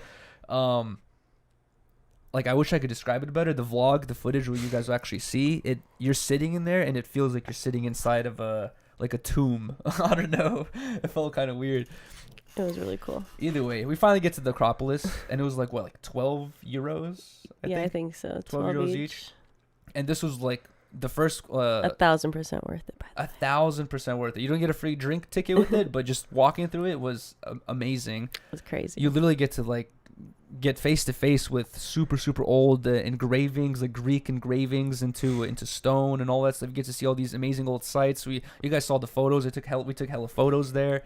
I got hella footage as well, and also it's very dangerous. Where even the hike up there, there's a section of the hike where it's like not too big of a road, but one side of the road is just a death drop. Like you fall, you die, and there's no railing, no nothing. And a lot of that place is just death drops everywhere. Like it's someone replied to me, and when I posted the crazy stairs, they're like those are like fuck around and find out stairs. Like you don't fuck around, you know what I mean? Like you just be as careful as possible there when you're walking around. We saw some lady, she was going up the stairs and she was like on all fours, you know what I mean? Like holding everything because it's dangerous as fuck. Yeah, it's sketch. They do not add railings.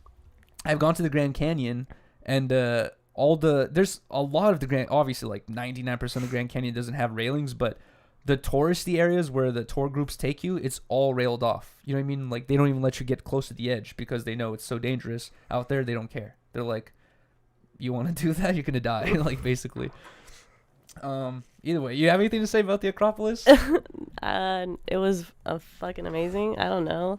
Well, actually, one thing that was interesting I noticed about it was a lot of walking. Like yes. It was no joke, and it was hot. Like the sun is beaming on you, but it was like a lot of uphill. I don't know. It was the cool. Like once you're up there, you just see like there's like multiple bays. There's like the beautiful ocean. I mean, just the structures in general. Like seeing the pillars from like ancient Greece was just like, I don't know, the craziest experience. I never thought I would see it or touch it. I'm super into history and like old shit. Like I just think it's very interesting, and I've never had that experience. Like I said, I forgot who I was talking to out there, but America, guys, is like 300. I forgot exactly how old it is, but it's like 300. It's less than 400 years old. There's that crazy church. I think it's in Italy or somewhere, or Prague. That the church is like 500 years old. You know, the church is older and still under construction to this day. That I was talking about with Nick Tucker.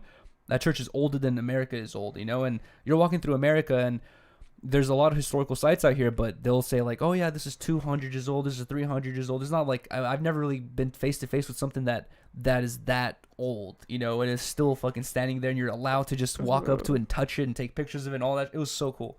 It was interesting. Yeah, it was just you could just, I don't know, just seeing like all the history, being on top of like where it was like protection for people like during like crazy times, like that. It was just a trip. Like it was a trip. And also, like we said, there's hella cats everywhere. There was hella cats all over the site too. I posted a photo where you could see 2 cats. There's another cat hidden as well. Just posted it, like chilling. all the way in the back corner. But there's like cats just walking all over this historic site, and I was like, damn, like. These cats have a sick life. Mm-hmm. You're just, you know, all of them did look a little famished. They were definitely fucked up, going through the garbage and shit. Yeah, I don't know how well their diet is, but the idea they get to just be this, the idea they get to be this like free roaming cat, and your playground is a 2,600-year-old fucking Greek site. That is pretty badass. Yeah, it was really cool. The bays that Riley was talking about that show's trippy. There's like 3 or 4 of them that we saw from that area, and each one of them is just this nice little secluded piece of water that's like blocked off by a bunch of rocks and shit, and the water just like this very green. Like in Hawaii, it was very blue.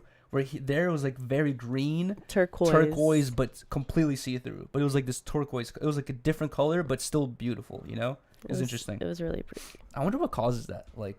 The slightly different fucking shades. It's different seas. Bacteria or like, I don't know, organisms in the ocean. Mm-hmm. I don't know.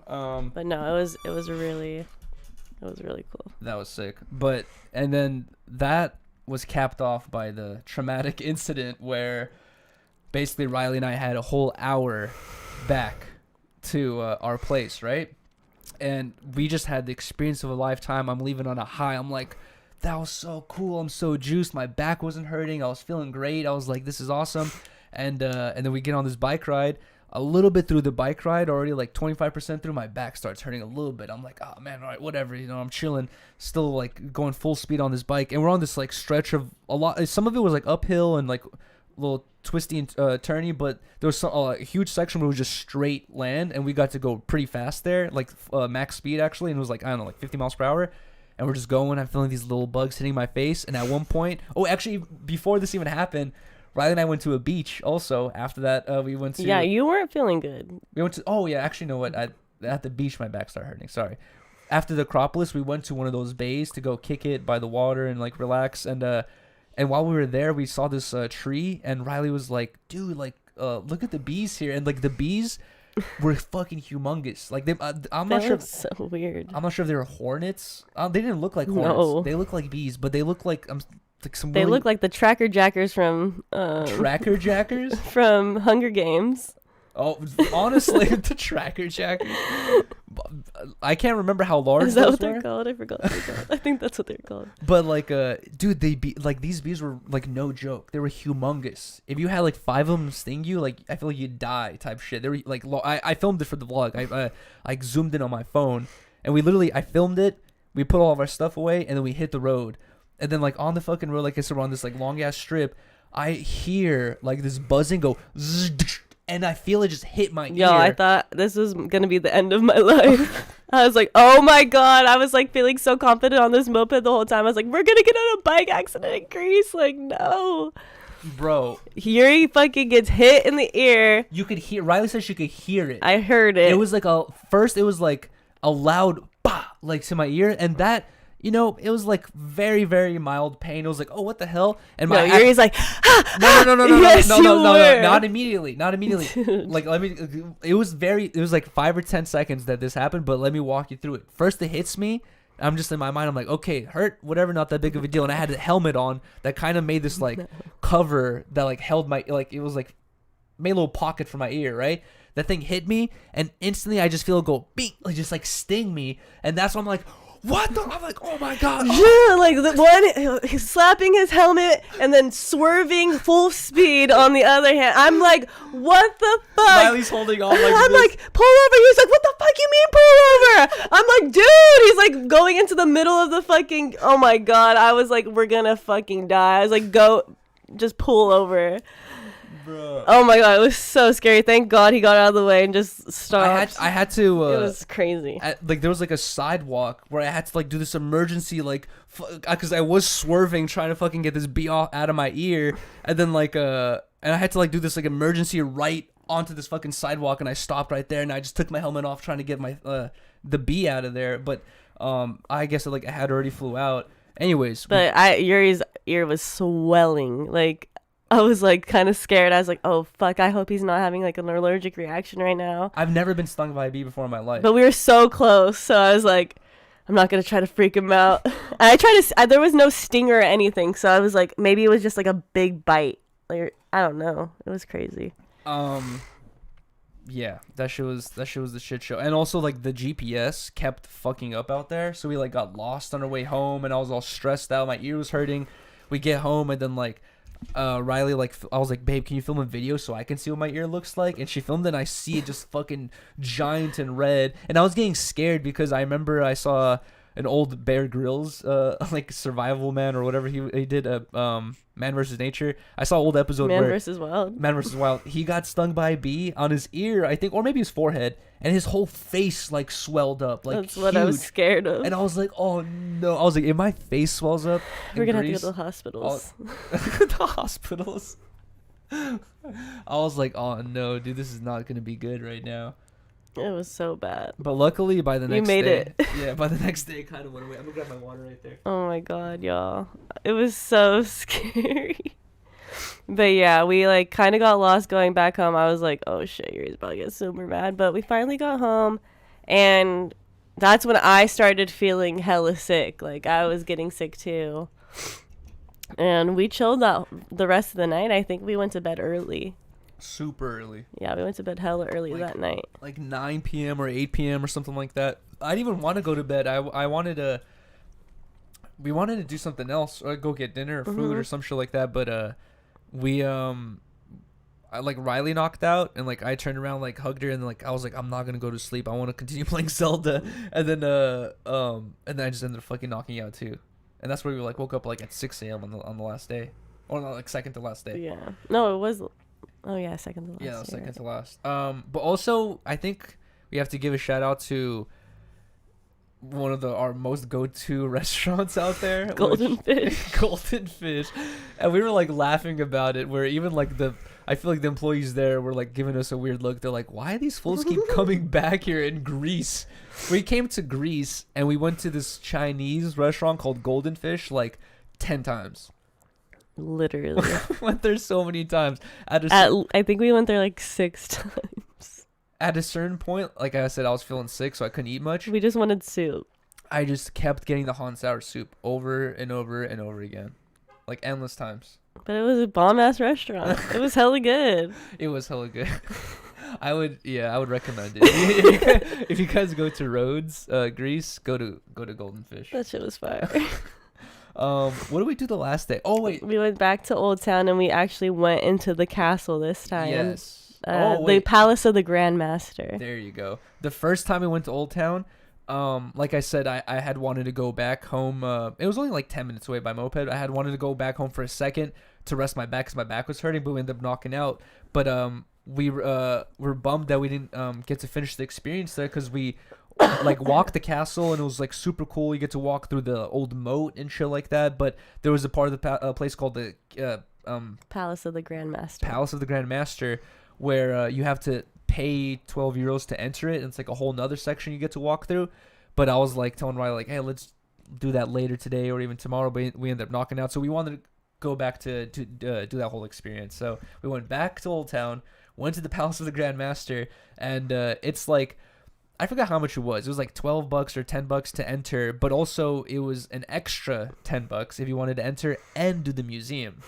So we were like, let's just do the palace. Like we don't really care for the museum. It's fine. So we just paid the smaller fee just to do the thing because we didn't want to do the museum. So we were like walking around. That's where the giant stair set that I posted, where Riley and I took those pictures, or that picture, and we like walked around that whole thing, and then we just, I guess, somehow just waltzed into the museum. We didn't even know. Yeah, we just walked in to look, and nobody said anything, so we just kept walking. No, but it wasn't even a conscious thing where we walked in to look. It was just like, this Well, door. it didn't say museum. Yeah, it didn't say museum. It just like this door is open, so we're just like, okay, we're walking. We can go in. We're walking this door now, and then like 5 minutes into it, we're like, is this the museum? We're like, oh wait, this is the museum that you're supposed to pay extra to get into. I don't know how much they rely on tourism money for that thing. I'm sure like they do pretty well for themselves, but I guess a little life hack, if you guys go to Rhodes, Greece, is you might not have to pay for the museum. You could just walk in. Just walk in. They're not gonna say shit. But that shit was really cool. Riley saw an old coin from Antioch. Yes. I sure did. You didn't even know Antioch was that old. I know. I didn't even know it was on the map like that in Armenia. But yeah, the museum was hella sick. They had all these ancient old items of. This was actually where it was cool because when we went to the Acropolis, we couldn't read obviously the Greek. Yeah. So like they had a lot of inscribed stuff as well, but they also put like what the translation. Yeah, the translations and stuff. So it was like cool to see what they're actually saying. And for real, because like Riley said, we were walking through the Acropolis and there's all these things written, and it takes so much work to like chisel all this shit in, and like there's sometimes there's like giant paragraphs written. We're like, what the fuck does any of this say? And we read like a couple of them at the museum, and it literally said like a lot of it was like dedications to gods and all that stuff, memorials, or I mean like gravestones or gravestones. And a lot of it was that the gravestones were so well written. Yeah, they're like talking about the person's character and like who amazing they were. Man, like was a great fisherman. Hard worker. I thought that was cool, honestly. Nowadays, you see gravestones. They charge a lot of money. I know for words to be engraved in gravestones, and that shit just gets expensive. But they wrote like a whole paragraph, like kind of like describing the person's life, and I was like, that's really sick. I feel like we need something like that. You know, you usually just see like mother, father, great best friend, love you forever, goodbye. You know. Yeah. But it's like I said, it's because it's expensive to get a lot of shit written like that, but I feel like they did that themselves. They're like, they're like, my uncle passed away, let me fucking make a memorial for him, and they make these fucking awesome, fantastic, cool looking memorials that are still here 2003 almost 3,000 years later. Yeah, it was cool. Everything in the castle too was like ridiculously beautiful. Like they had like mosaic floors from like the 14th century, and I don't know, it was just crazy to see an actual castle. Bro. It was definitely Harry Potter vibes. Super Harry Potter Game vibes. of Thrones. Everything's Loving it. so well preserved. We saw all these like old wooden chairs that like don't even have a scratch on them, like kind of looks like, but they look hella old and shit like that. But you could just tell how well preserved everything is.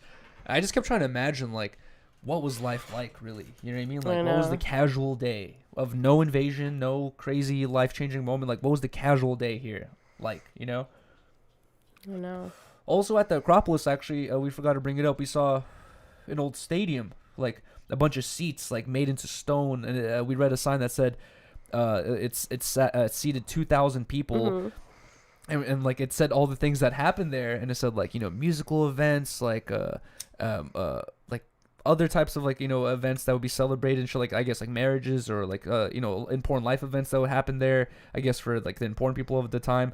And then also it said like sacrifices as well, and I was like, damn bro, we're literally standing right here where 2,000 years ago, 3,000 years ago, some dude or some girl or woman was being fucking murdered in front of 2,000 people. Yeah, for so a sacrifice or something like that. I was like, that was fucking insane. But yeah, that last day honestly was one of my favorites for sure. If you guys ever go to Rhodes, Greece, 100% recommend Acropolis, Old Town, Palace of the Grand Master. I love that name. Those three things are amazing. But dude, the trippiest part is I have this homie named Luca. I posted on Instagram and I wrote homies accidentally, but I have this homie named Luca, and I've been to his grandma's house before, right? She has this like, and this house that they live in is like old, bro. This like, was Lucas? Lucas. I didn't know it was yeah, Lucas. it was Luca, and basically his grandma's house like has been there for a while, so it's like it's decorated with like old stuff, and also like I think she's like likes to collect shit like that, so like it has like all these like old little cool little vintage shit all around the house, right? And I posted that photo of us, and Luke was like, what the fuck, I just tripped out. He's like, my grandma has this painting on her wall, and I guess it's been there for a while, and he sent me a picture of it, and it's a picture of the Palace of the Grand Master, but it's a little bit different. But also I was thinking like that painting looks like so old that maybe it's probably maybe a replica, who knows, but it looks like one of those old paintings where maybe back in the day someone had visited it, gone back home to wherever they came from and painted from memory, and that's what they remembered, you know what I mean? And it was like slightly altered, but it basically was the place where we went. Not only that, but the picture was taken from a very similar angle that I took the picture from, and I was like, damn, that's so trippy. That's so funny. Luca has been probably seeing that since he was a kid. Yeah. And then he sees. And he's like, what? Yeah. I don't think he's ever. I know that. I don't think he's ever been to that place, Rhodes, because it's like one of the smaller islands in Greece. Like people will usually when they go to Greece, they go to Athens or Santorini, Mykonos. like one of the nice, like popular touristy destinations. We went to like a more affordable place, which is super nice. Yeah. Which I don't think he's been there, and he's probably like, what the fuck? That's like a weird, like surreal mindfuck moment. That's hella funny. Okay, so what else do I have here written down? I talked about not being able to stomach the food, all that shit. I think that's like about like covers about basically all the notes I had. So that was our last day, like last full day, and then the next day we were leaving again, like at 8:30 p.m. So we had like a full, like kind of like full day to like do some last stuff. And what did we do that day? I think we went back. We went to go get those euros. Yeah. Do you remember the name of that spot? Fuck, I forgot what it was called. Riley also saw in a vlog that there's this like place where they do like really good euros, and Hellini's or something like that. I forgot. I got a euro there like at another spot, and also all the euros there usually they come in this pita bread, and pita bread that they use, and also like almost all pita bread is like this like fluffy thicker bread, right? And so the euros that they usually give you is like it's not, you can't fit in your mouth, right? You can like attack it at little corners, and you can never get a piece of every like ingredient in the fucking euro. So you gotta like until you get to the last bite almost, right? So it's like not super ergonomic to eat, I feel like, I don't know, or comfortable to eat. Yeah. Anyways, Riley found this place, this Euro spot, where they do a crispy thin pita bread, and it's like almost wrapped like a burrito, and it's like still a large size, but you could fit in your mouth. Pause. That place was the best place ever. It was so good. And if you guys go there, like I would 100% recommend it. That's the one food I really miss that you can only get out there is that place right there. Yeah, that was so really, good. really good. And also the restaurant we went to before, we have to give a shout out. Oh yes. It's called Tanam. Tamas.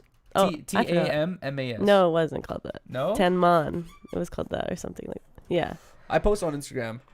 Anyways, this was like the best dining experience.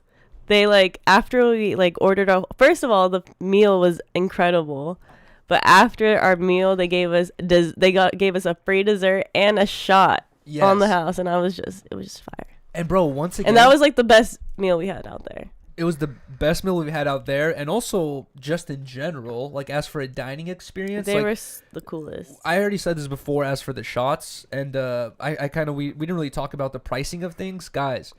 It is so incredibly affordable. Like, and also people, I saw people asking like, why didn't you're traveling at the same time Adam went to his wedding? Why didn't you go to Italy? We can't afford that. It's completely out of our price range to go to Italy, stay there, do all. It's like we would not be able to afford It that. would have been ridiculous. It would have been like, especially at this, it would have been too much. But this trip, Riley even already said, like you said on stream, how much the hotel cost. Yeah. The hotel with the hot tub on the balcony was 70 euros. And no, 70 US dollars. 70 US dollars a night. 70. You cannot find a place like that in America anywhere with that type of that came with the whole experience of like the bar at the bottom with Kevin and Paola, and I didn't post it on the stream. Oh, actually, no, I think we did show the pool on stream a little bit, but there's a whole pool area with another bar area. $70 a night, like super affordable, and the food and the alcohol, everything is just so reasonably priced. That's what I was saying. Like the whole time I was able to just tip every fucking meal, everything we did, we like tipped everyone just because it was just so like not cheap but just affordable. Yeah. And like and I think Paulo was asking, he's like, is it all the same alcohol, everything? Yes, every alcohol you can imagine getting out here, or every even like that, the meals that we got. I got a nice ass steak. They got the drinks we put in the vlog were like these super nice drinks, like crazy decorated. All the shit was just like in LA, that dinner would have been like $300-400 easily. I don't think that expensive, but at least I like think- 100. No, more than 100 for sure. I would think like 200-300. Maybe 200. With the way the waiters were attending us, Yeah, and that's treating true. us and everything, like that type of experience is like, what's that restaurant we went to in Burbank? Castaway? It's like a Castaway type thing, but maybe even better, That was better experience. But even that dinner was like less than $100. It was so good. And it was like we got a bunch of shit. It was super fucking delicious. And the euros that I was talking about, those things are $3. A lot of the drinks they have out there on like $1 or something, like giant water bottles are just $1. Everything's just super affordable. And it's like I've heard people talk about how my friend Chris, he like goes to Mexico a lot.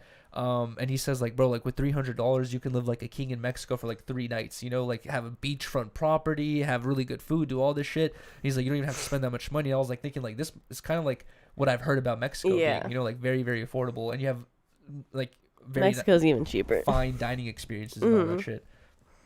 Either way, that whole last night and also that food spot was really good.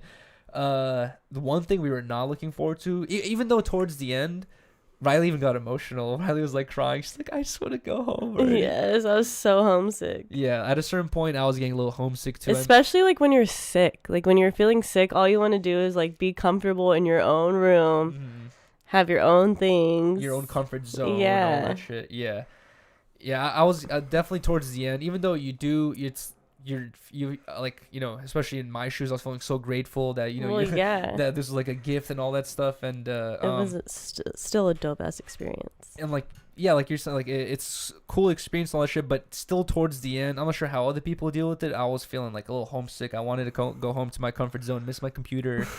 I miss my beansies. Okay. Luffy Lola. Yeah, I miss the cats too and beans. But like at towards the end, we were ready to go home, but we were not looking forward to the journey back. The journey back, because we had to go back to London. We had to go to Finland. Oh yeah, I forgot. This is where it got fucked. Yeah, we have to go to Finland. We arrived at Finland at midnight. Took like a 10-15 minute Uber or taxi. Like a 15-minute Uber. Took like a 15-minute taxi to our Airbnb, and basically we got Airbnb because it was the same price as getting a hostel. That was our option. That was like our first option, was getting a hostel just to save some money, because we wanted to like not spend a lot of money on this layover. and we did not want to spend 8 hours at the airport, especially before a 9-hour flight back Yeah, home. I was like, we're gonna be so irritable and mad if we're like trying to sleep on the airport chairs. Yeah. So the hostel was like I forgot how much it was, like I don't know, like I forgot how much it was, but it was like 60-70 bucks or something like that. And this Airbnb, which was very nice, was the exact same price. So we're like, let's just do the Airbnb because it's not a shared bathroom. It'll be probably more cleaner. I don't know how it is in Finland. Probably it is pretty clean in the hostel too. Yeah. But we went to this hostel, got there like at 12:20, went to sleep, had to wake up like 3 hours before the flight 5:30. at 5:30. So we got like 5 hours of sleep, and then ordered an Uber, went back to the airport, got ready for the for our trip from Finland to London, and then from London we had an hour to get to our next flight to go back to America, and that was fun. Y'all, this airport is crazy. Dude, the airport was fucking insane. Like Riley said earlier, you had to like the terminals are so far apart. You have to take like a 10-minute bus ride. That's how far away it is, bro. We had to take like a 10-minute type bus ride from one terminal to the other. And when we first got there, We're like, we have a connecting flight. Like, it's fire. Like, we're just gonna go straight to Get our some food. Yeah, get our food, go straight to our terminal. We're chilling. We have like almost 2 hours to kill, like an hour and a half. And no, it says you have to go to we had to take a train or like a bus ride that was 5 minutes to Longer. another security checkpoint. So we had to go through security again. Both of my bags got checked like twice. yes, my bag got checked twice too. Took Actually, no, forever to get that shit done. For some reason, they like scanned. No, they did my bag too. They like scanned our bags. And then they're like, we gotta scan it again. And then they fucking threw it back in the scanner for both of our bags. And we're just like, oh my God, like we have like no time. And so like we're starving at this point too. Yeah.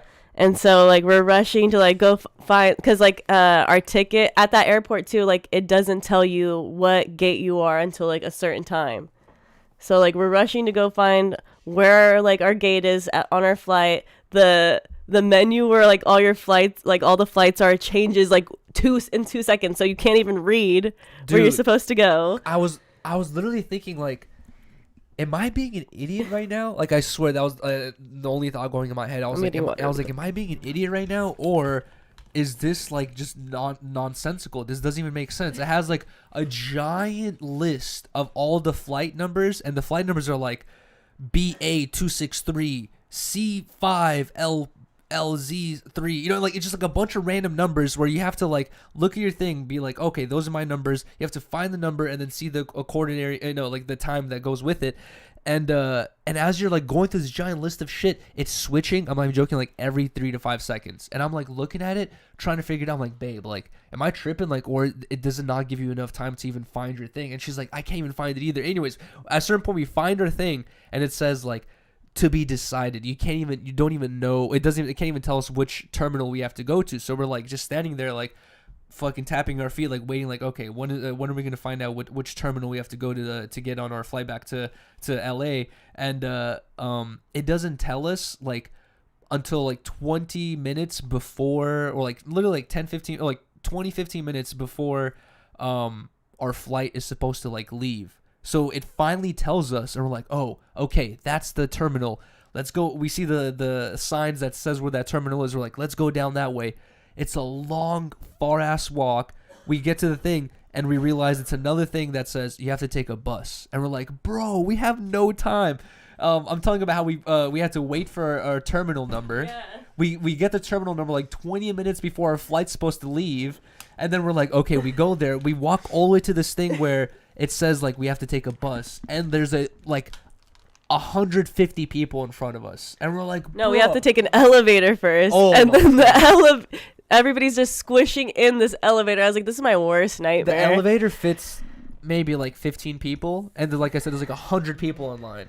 Yeah, so you have to take the elevator. Then you have to walk another like 3 minutes to get to your bus, the train thing that takes you to the gates. And there's so many people. And like if it was like free flow, if it was like, oh, okay, elevator, bus, like that, right? It would be chill. No, bro, you're dealing, like I said, with 150 people in front of you, bro. Like, so there's the elevator can only grow in groups. It took like the elevator like 5 trips to get everyone, and then that bus, it takes like 2 or 3 trips to get everyone. So everyone's just like in a rush, fucking freaking out, all that shit. You only got so much. It only told 20 minutes before. It was a shit show, dude. It was a shit show. And not only that, the whole time Riley and I had also a life or traveling hack that Riley put me onto is I used to always love checking in bags because you get this giant fucking bag that you could squeeze a skateboard into, all this stuff in. You could put a bunch of shit into your checked in bag.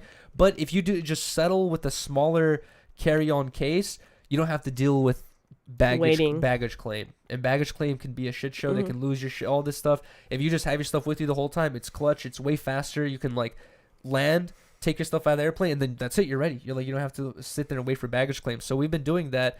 And we caught so many flights. Until this last flight, we caught so many flights, like 5 or 6 flights. It was fine, and then we finally are about to get on the plane, and this the lady who's like scanning our passports and like letting us in, she looks at my bag. She's like, "This bag is overweight, sir." And I'm like, we just took like hella flights, and I have the same amount of stuff in here. I was like, no one said a thing. I was like, no. And then, yeah, I was like, oh no. And no. This is after we just described all the whole shit show.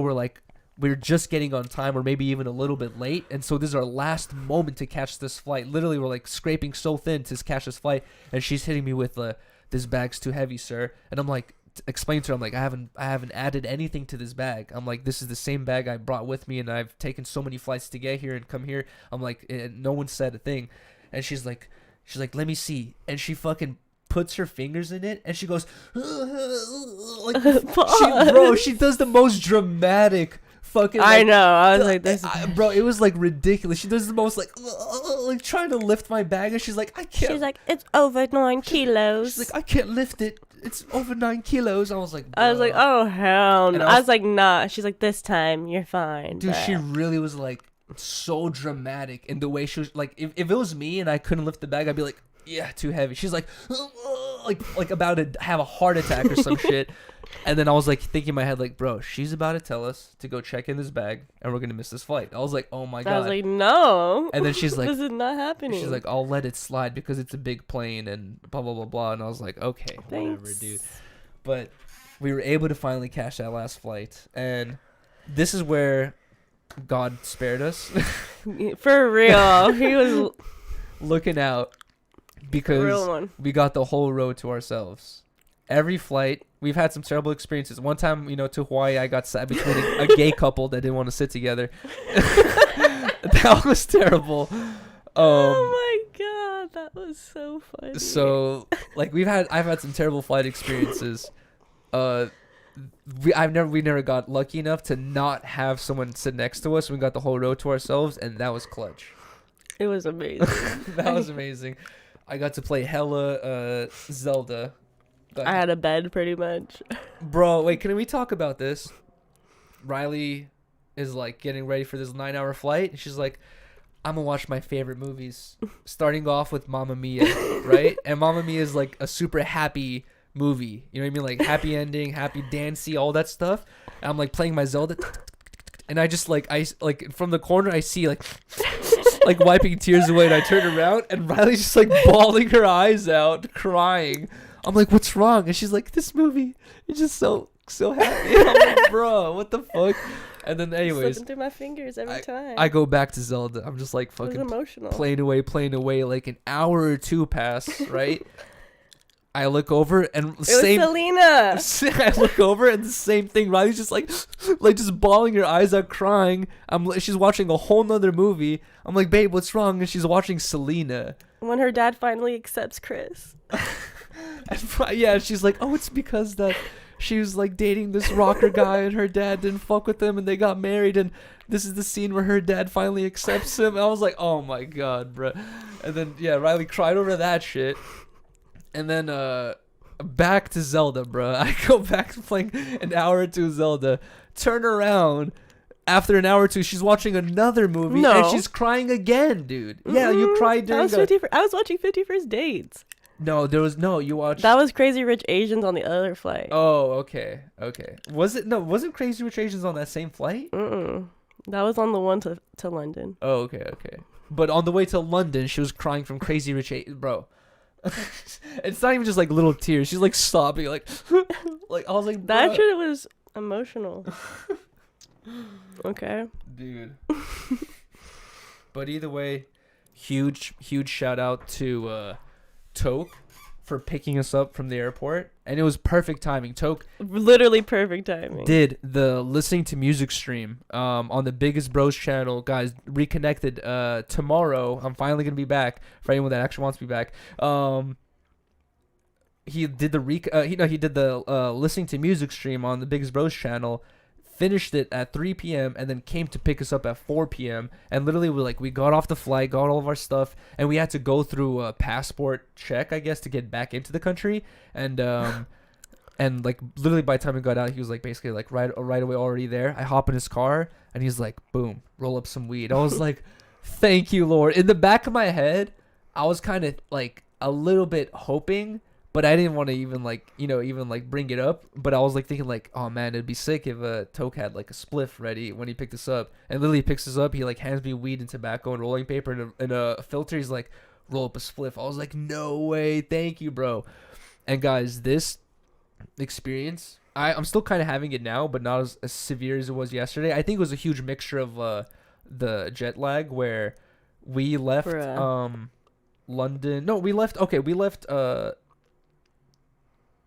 Finland at 8 in the morning, and we landed at, after all the whole thing to London and all that shit, we landed at 2 p.m. in LA.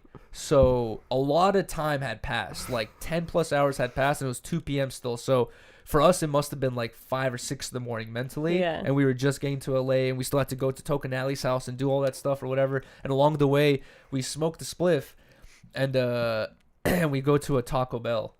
And bro, I'm so glad Toke wanted to go to Taco Bell, because like we smoked that spliff, and Toke was like, I think I'm not sure if it was at this point he has to roll another, but bro, I had the craziest severe cotton mouth. Like I haven't had this since I was like probably in high school and I just started smoking. But like I had the craziest cotton mouth where I couldn't even like, it felt like that scene of SpongeBob like dying on the cutting board and his tongue's just like all crisped up. Water. Yeah, like water. That's literally how I felt. I was like, I could hear my tongue like clacking like marble or some shit, dude. It was so bad. Oh my god. And Toke was like, I was just like thinking in my head, I was like, bro, I have the craziest con mouth right now. And Toke was like, yo, you mind if I stop by Taco Bell? I was like, please. I was like, I want something to drink so bad. And then we go inside Taco Bell, and I was like walking around, and I was like, bro, I have not felt this high in so long. I was so stoned inside that Taco Bell walking around. I didn't even buy anything to eat. Actually, I bought a Danish. Yeah, random Danish. Riley and Toke got Taco Bell, and I was like, nah, I'm good on Taco Bell. And I was just like walking around so high, bro. I was like literally thinking in my head, I was like, bro, I don't remember the last time I was this stoned, you know. But also, like I said, I think it was crazy jet lag as well. But I was like, dude, I feel like I'm literally like 16 like right now, smoking a joint for the first time ever, like getting anxiety in a Taco Bell. You know what I mean? I was like, bro, what the fuck? Everybody's looking at me. Yeah, I was like, what is going on? I was like, am I being weird by walking around? I was like, do they think I'm stealing? And then I'm like, I was like, why am I thinking so much in my head? Hella paranoid. Yeah, I was like, dude, I'm so, Mister, I don't even get paranoid. and then at a certain point, it hits me. I was like, I'm so high right now. I was like, and I told Toke, I was like, bro, I'm so stoned. And then along the way back home to his house, he like after Taco Bell, he's like, roll up another. And I was like, I'm so high. I was like, I don't even want to smoke another. I was like, Yuri, a week ago, I was like, bro, let's roll up 3 more. Like, let's go. I'll smoke 5 more. But I was like, I can't even imagine smoking another spliff right now. I was so fucking high. Well, it was a journey. And when it's completed, concludes our whole synopsis of Greece. That took 2 hours. I know. I'm exhausted. I know.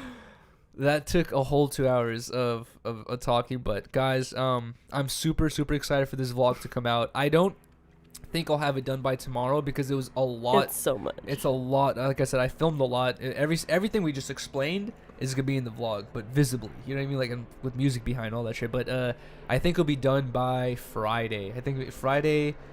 I want to post it by Friday or Saturday. I think it's bad to post on the weekends, but maybe Friday might be a good day. I'm not sure, but by Friday I want to have it done. Basically, that vlog is gonna come out.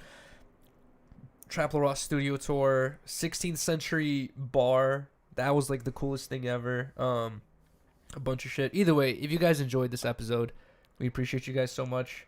We're definitely not gonna go on like a trip for a while. I feel like, No. even though I do want to go to London, but I don't know. Like In a minute. I'd have to like get my shit back together. I feel like I don't know, just relax for a little bit off the 9-hour flights. That shit's so much. Dude, Riley and I talked about this dude before.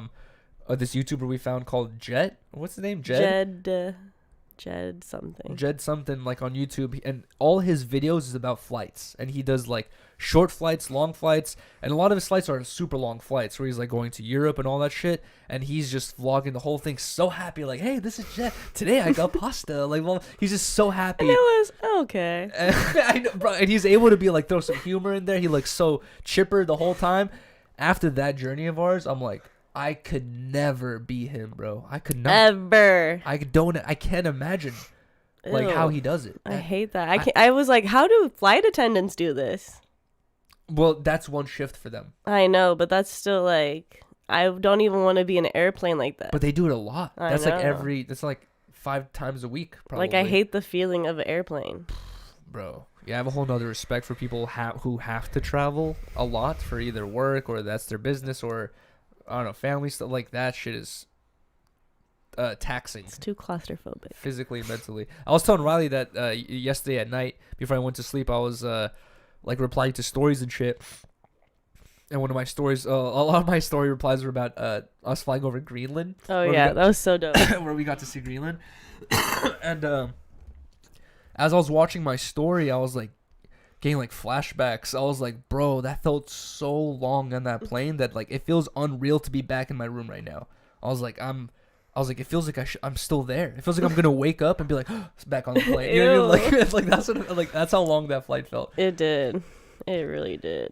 But either way, guys, I'm gonna do a little short after show just so I can have a chance to talk to the chat and everything. Feels like I haven't had a chance to like do that in a while. We've literally been gone for a week and shit. So I'm gonna do a short little after show after this. It is 10 p.m. here as well. But if you guys fucked with this episode, drop a like. Drop a comment. And subscribe if you guys haven't already. Huge thank you once again for getting this channel to 10K subscribers. That's insane. That we left the last channel at 28K, and I was so upset about that. But I'm so stoked and thankful for the support. And I appreciate you guys so much that we're at 10K already on this channel. Thank you guys so much. Like I said, look forward to that vlog. Like, comment, subscribe. Wait, hold on. I want to do this smoothly. Oh, Because God. I always mess this up. But I want to do like a little smooth outro. Either way, thank you guys so much. We're going to do the after show. Well, I'm not sure Riley is. She's probably really tired. Maybe for a little bit. I don't know.